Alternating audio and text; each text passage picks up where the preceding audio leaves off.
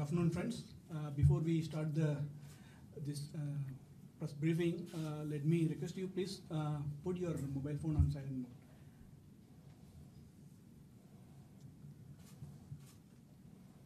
mode. Good afternoon and a warm welcome to all for this special briefing on President's visit to Vietnam. To brief you, we have with us Ms. Vijay Thakur Singh, Secretary East from Ministry of External Affairs, and Mr. Ashok Malik, Press Secretary to the President, and Ambassador P. Harris, who represents India in Vietnam, and Mr. Manish, Joint Secretary South from Ministry of External Affairs. Before their briefing, let me just tell you about the rules. Hope you all know the rules. Please ask only one question per person, and please don't ask any supplementary questions. If we have time, then we'll go for another round of questions. Madam, to you, ma'am. Good afternoon. Good afternoon, and of course we are meeting as Rashtrapatiji's visit is going on very successfully and very productively. His first stop in Vietnam, as you all know, was in Da Nang, in central Vietnam. He was received there by the leadership, party leaders, secretary and chairman of the People's Committee of the city, who later hosted a banquet in his honor as well. He visited the over 100-year-old Cham Museum in Da Nang, which houses Hindu and Buddhist artifacts of the Champa civilization in Vietnam.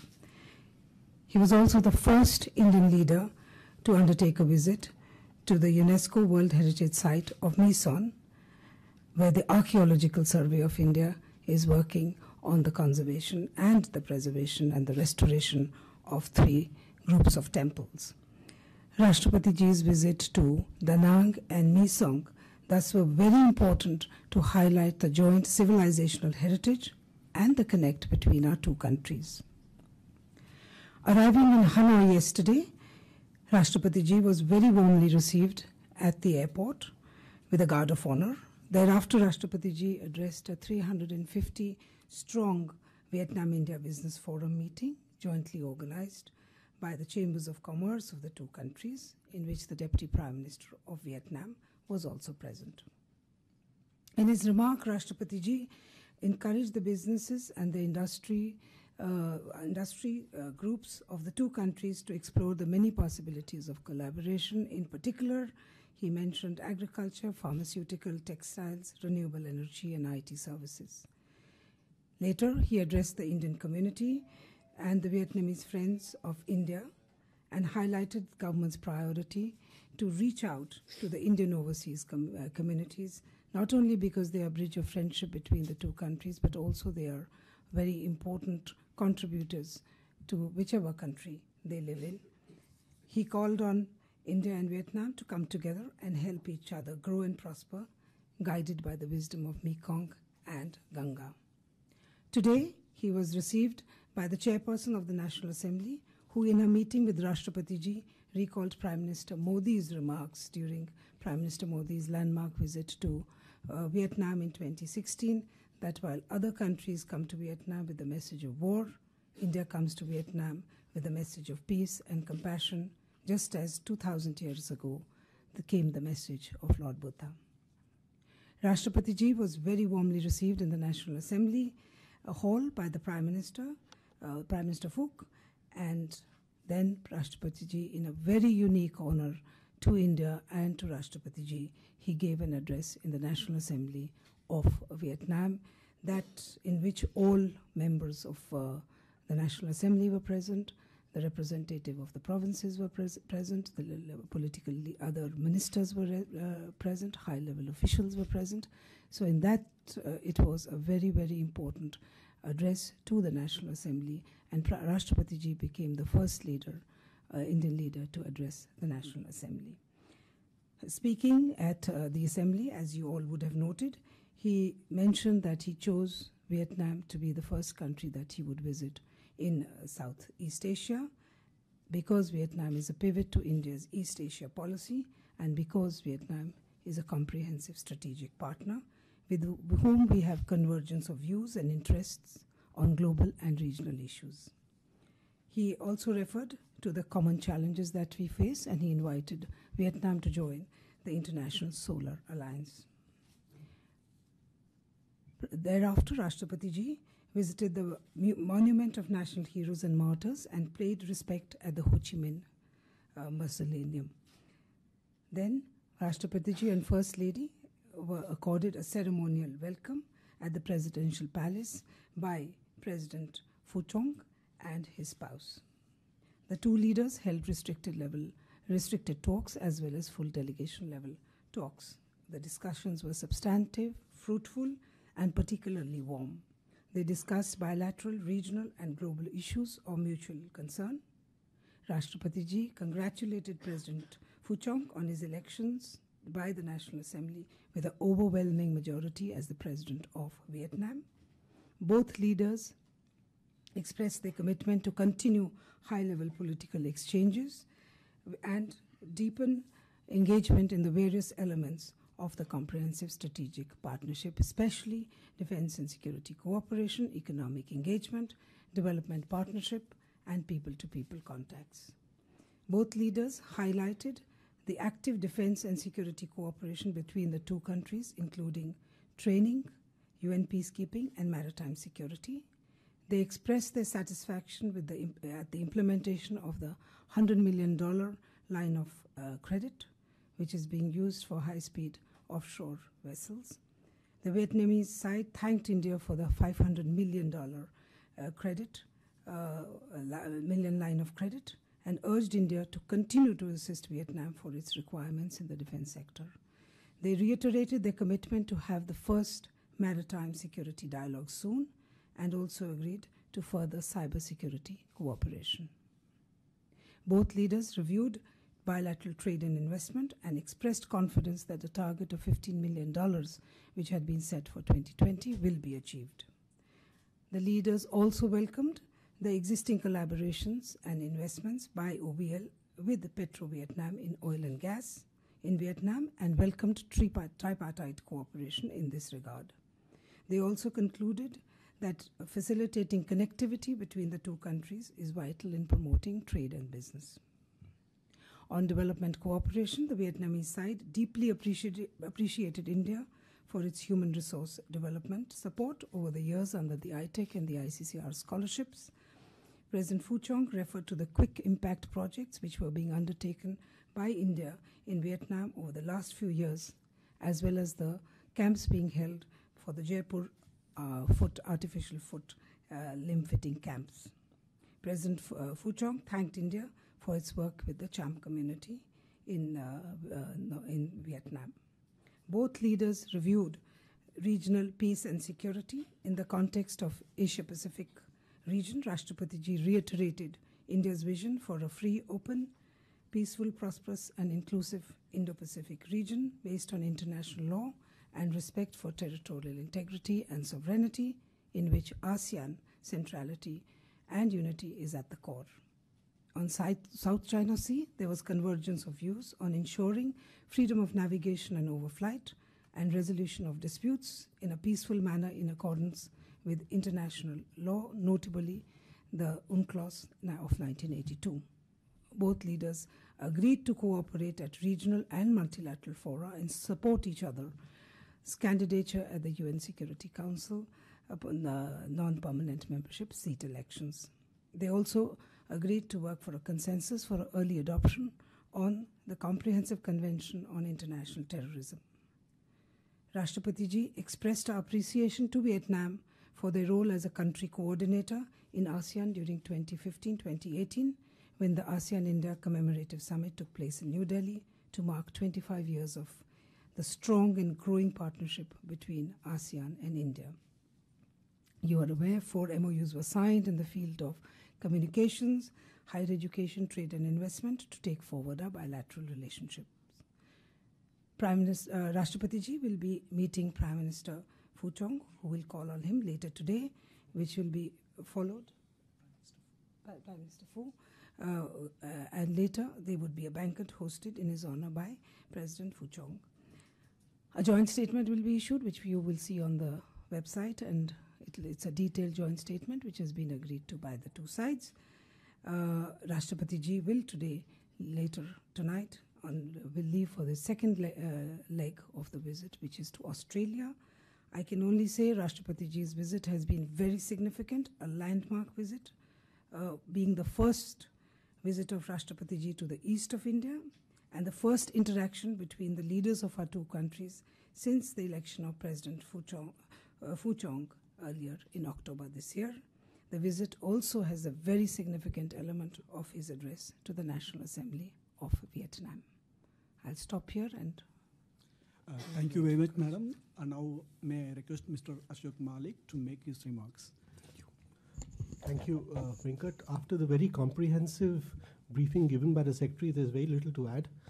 All I'd like to say is there are 4 aspects to the President's visit to any country he does choose to travel to. There is usually a political and diplomatic element. There is an economic and business and trade component. There is a diaspora interaction and engagement. And finally, there's a cultural diplomacy and soft power connect component. It's very rare that all 4 components are covered in one visit. You usually cover 2 or 3. Vietnam has been an unusually successful visit in that sense, and in that we've covered all 4 aspects. There's been a rich dialogue, as the Secretary explained, on political, diplomatic, and related issues. There has been a promotion of the growing trade between the two countries and the address to the business forum. There was a diaspora interaction yesterday which went off very well and is in fact going viral on social media. And finally, the visit to Da Nang revealed with even greater intensity the long-standing civilizational links between India and Vietnam. And while there, the President reviewed the archaeological survey of India's support for restoration projects in the Mission Temple complex. As Rashtrapati Ji commented to some of us and in fact mentioned to the Vietnamese President as well, 2018 has been an unusually intense year in terms of diplomatic relations. It's not often that you have 3 high-level visits exchanged between 2 countries. As Secretary mentioned, the Vietnamese Prime Minister and the late President were in India this year, and this has been followed by the President of India visiting. This does tell us that the relationship is on a very good footing, and the President is glad he's been able to contribute to taking it forward. Thank you. Thank you very much, sir. Now the floor is open for the questions. The officials sitting here will be answering those questions. Let me go with ANI first. Yeah, please, Ms. Beta. Anybody from the panel? The Vietnamese president mentioned in the talks that they appreciated the stand taken by India on the South China Sea. What exactly was discussed on the South China Sea? Particular mention of China, any hegemony, any talk of that? And also, in the president's speech in the National Assembly, spoke about India not wanting to ask friends to choose, to make choices. What choices was he referring to? In particular, China, Pakistan, anybody?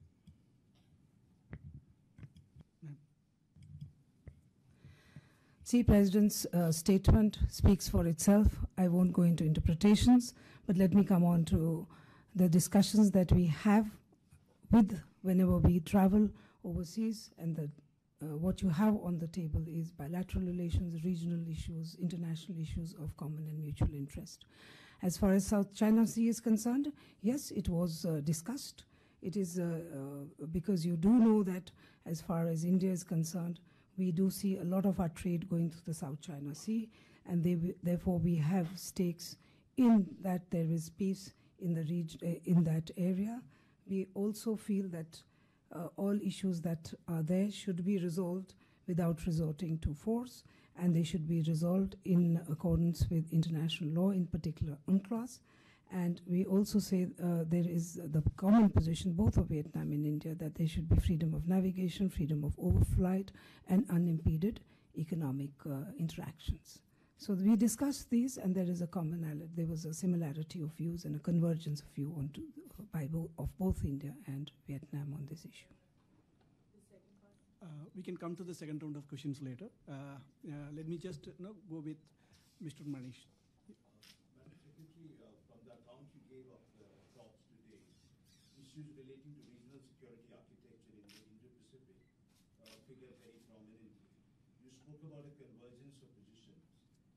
But, there is a nuancing here because Vietnam president spoke about Indo-Asia Pacific.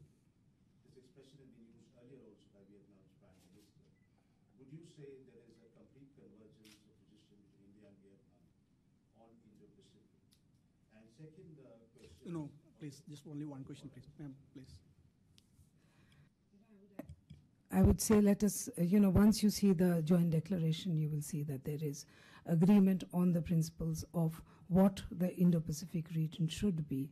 There is agreement that it should be open, it should be free, it should be peaceful, it should be progressive, and that it should be inclusive. So in that sense, there is a convergence of views. So I do not see, as I said even earlier, that there is a convergence of views on the principles of Indo-Pacific region. What exactly is Vietnam's idea of Indo-Asia Pacific?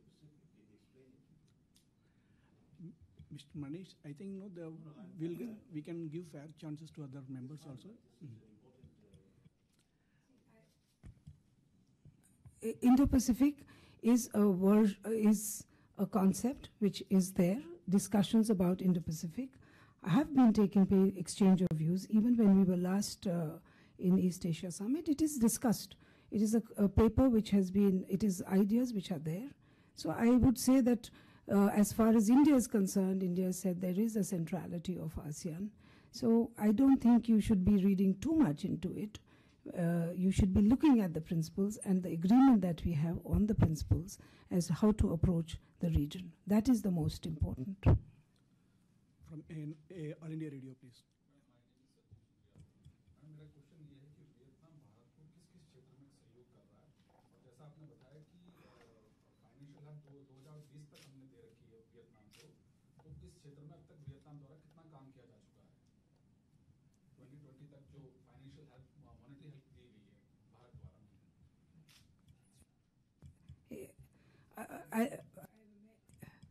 What I will do is I will answer to you the economic aspects of the relationship between India and Vietnam. On the economic aspects between India and Vietnam, we have very good trade. If you look at the way trade has grown, it was only about $3.8 billion in 2010. Today it stands at $12.8 billion, and our target for the trade is $15 billion by 2020. So that is the target we have set for bilateral trade. As far as investments is concerned, you would have heard Rashtrapati Ji, he gave a very broad indication of the areas in which the two countries are interested and are willing to work together. There is oil and gas, there is IT, there is renewable energy. He had mentioned all those, pharmaceuticals. So these are the areas in which we can look at working together in a collaborative manner. We are looking at issues of capacity building. There is, as I mentioned, that there are about 200 scholarships, 200 ITEC slots we give, which is capacity building to Vietnam. In addition, we have about 48 scholarships. So within the whole gambit of engaging with Vietnam in the economic sphere, in the capacity building, it is very intense, and both sides are committed to taking it forward. I think I can ask DD, Mr. Diwagar, to ask his question. दोनों देशों के बीच आज 4 समझौते MOUs किए गए हैं। Vietnam और भारत के रिश्ते बहुत ही प्रगाढ़ हैं और कल्चरल बहुत पुराने हैं। कौन ऐसे सेक्टर्स और हैं जहाँ पे भी पोटेंशियल है, जहाँ पे कि हम और बढ़ावा दे सकते हैं वियतनाम के साथ अपने रिश्तों को? देखो, अभी राष्ट्रपति जी की यात्रा है, तो इनके बारे में तो बात हुई है। सारे जो क्षेत्र हैं जहाँ सब हम काम कर सकते हैं, उनके बारे में समझौते हो गए हैं। जहाँ हम काम में लगे हुए हैं, उन पे बातचीत हो रही है। तो और जहाँ पॉसिबल अगला भी हो सकता है, उसके बारे में दोनों देश हमेशा ही कांटेक्ट में रहते हैं। कुछ इशू हो तो बातचीत तो चलती रहती है। ये रिश्ता है जो बढ़ रहा है। बढ़ते रिश्ते में तो कुछ बहुत एरियाज होते हैं, होते हैं, बहुत बातचीत होती है। तो मैं यही कहूँगी कि ये बढ़ता रिश्ता है। I have some time for second round of questions. Can we go for the second round of questions? Yeah. So we have very short span of time. So now Ms. Shweta from ANI, she can ask her second question, please. Yes. Get answered.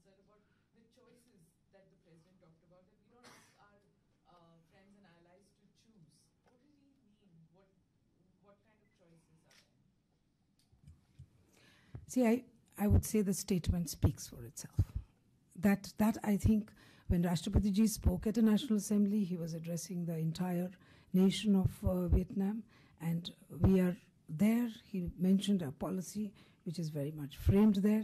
I don't think we should interpret Rashtrapati Ji's. I cannot start interpreting. It was very clear. It speaks for itself. Okay, Mr. Malik, to add his remarks now. Yeah, I think due to paucity of time, we should conclude this. Yeah, one question. Yeah, okay. Madam Secretary, on the hydrocarbons, Vietnam had earlier also invited Indian companies to bid for oil blocks. What is specifically the status there? Have we bid for it? You also spoke about a tripartite partnership. What is the progress in that on hydrocarbon sector? See, hydrocarbon sector is one we have been working with Vietnam for the last 25 years. So we are old partners. We are here, and as the question was asked, which are the other areas you're looking? We are looking for opportunities. Wherever there is an opportunity, our companies will be there and look for, it is a sector we will be working. It's very much a promising sector, and we will explore opportunities. I hope that there is no other questions. Then we can conclude this remark. Thank you very much for coming here. Thank you. Thank you. Thank you, sir.